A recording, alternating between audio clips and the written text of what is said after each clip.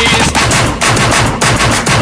What's up, guys? This is Pete from BestFilipinoTrainers.com, and we're here for part 2. We're going to go into a unilateral movement, or one of the biggest quad and butt builders I would ever say you could do is a step up. Now, everyone's going to say, oh, a step up, that's an easy one. I can do step up like an aerobics class, right? False! Step up and lunges and single leg movements are one of the best things to really recruit maximal glute effort, as well as a lot of quad dominant movement at the top of the lockout, okay? So, the biggest thing is I have this box here, but you guys can use a smaller box depending on where you're at. Alright, there's different progressions to this. I'm going to show you a bunch of different movements you could use, just in case you're at a gym, or maybe you don't have a gym, maybe you're just at your house. Okay, you can go right into it. Let's first start off with a split squat, okay? So, split squat is pretty much a good balanced effort here equally. What I'm going to do is I'm going to keep my chest up, nice and tall. I'm going to drop that back knee down to the ground, let it touch to get some range, stand up nice and tall, locking that hip out, squeezing that thigh on the top. Again, down, now I'm going to drive into this left heel, and I'm going to squeeze my glutes at the top. Full lockout. One thing you don't want to do is short range. I'm not saying it's wrong. There's a time and a place for everything. But right now, that's not what I want. I want efficient movement. Alright? Especially if we're just learning the basics. Down, chest up. I pretend I always have dumbbells in my hand, and I bring it down. That, or I can even hold it up into a rack. And I'm going to drive my legs and full lockout at the top, all right? Now you guys can change this. You guys can take it into more of a motion, and we can go into what we call a lunge, all right? Now what I see in a lunge is people will take a step, that heel will come up off the ground, and then again, just like that squat, there's a lot of shearing force on that knee,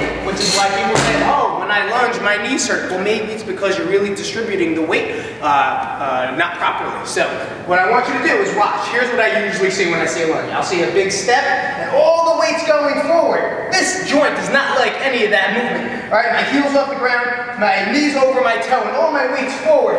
That puts a lot of pressure on a knee. I actually don't like that at all. So what I like to do is I like to think of it in steps, okay? I'm setting myself up. I'm taking a step. It goes heel, toe, drop straight down, push right back. Really weird for me to do first time. Let me try that again. Big heel, toe, down, push back off that heel, okay? Big important steps, not like running, right? Taking that step, nice plant, stable movement, down, and push back. That is your lunge. I'll do a little more fluid. So I'm taking that big step, drop that back knee, just letting it touch, bring it on back. And push back. Don't forget, if you feel that knee start to come in, make sure you adjust it, make sure it stays over the toe. A lot of times your hip likes to internally, externally rotate. Make sure it stays right above that toe, staying stable and being aware of your movements. And now we're gonna go right into that step up, that level 3.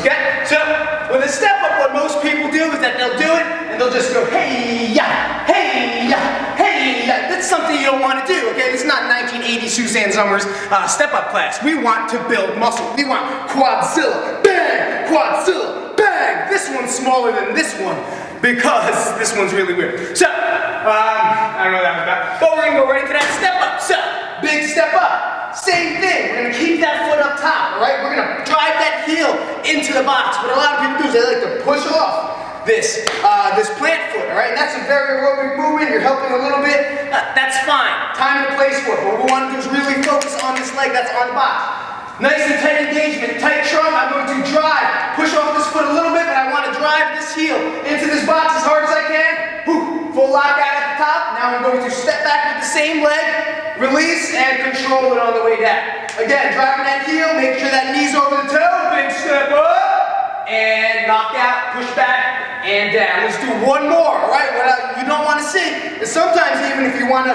take a lot of that momentum out, just raise that toe off the ground. Learned that from Randy. My man Randy's one of the best coaches I've ever met in my entire life, and mentored under, and is amazing. So I'll take that foot up, so you can even go into a side step as well to really work that single leg. I take that toe up a little bit, now I'm driving up, perfect, almost like a single leg squat. Now I'm pushing my butt back and standing back down. All right, guys, hope you guys enjoyed that single leg movement. Make sure you add single leg movement into your program.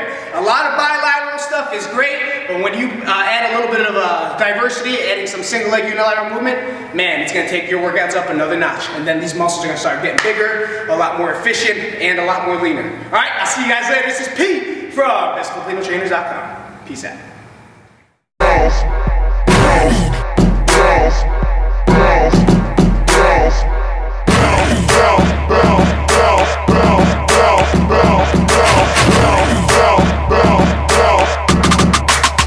lady.